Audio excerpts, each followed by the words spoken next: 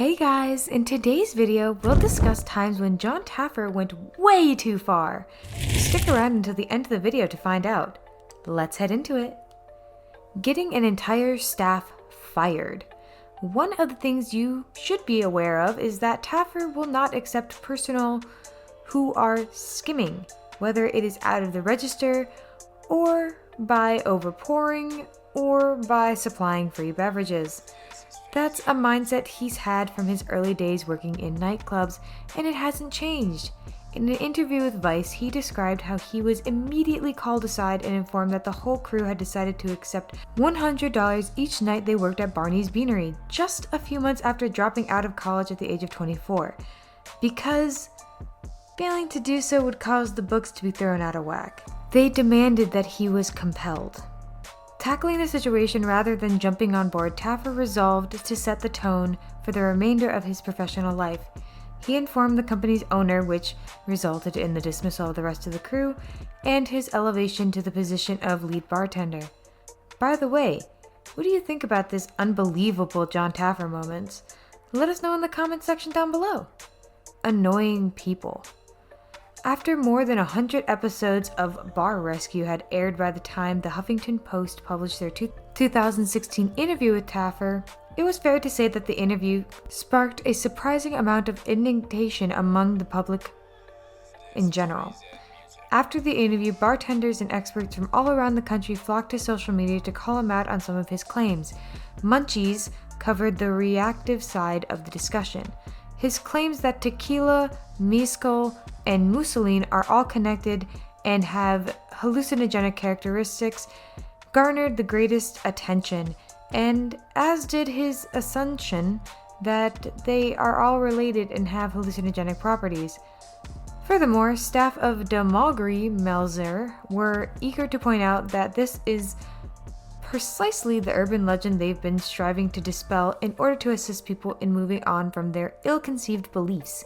He also made some other comments, such as suggesting that people leave their tips until the conclusion of their meal, which might be problematic if you're part of a party that's ordering by the round, and sharing his shaky receipts for an old-fashioned. Not only was he been called out by other industries professionals, but he has also received criticism from Drunk Philly for previous beverages he has created on television.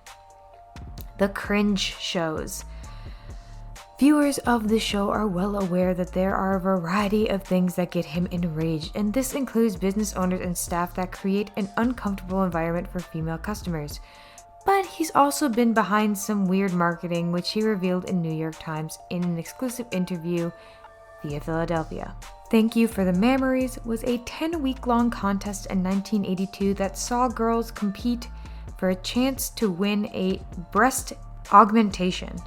Taffer was the contest's organizer, despite the fact that he didn't define what they needed to accomplish. He did mention that they needed to provide the bar with before and after bras that would be bronzed and hung over the urinals in the men's room.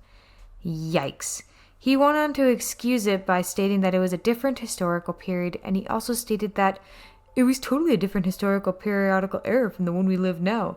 I mean, I used to participate in midget throwing in Long Beach, California. We would toss midgets at each other. Clearly this is a different era today. I would never advertise anything to undertake something like that. Shitting on the bars. Entrepreneurs get down with Taffer to gain a better understanding of what he felt to be the most significant ideas he utilized to establish his empire, as well as the fundamental notions he believes any business owner should adhere to in order to be successful.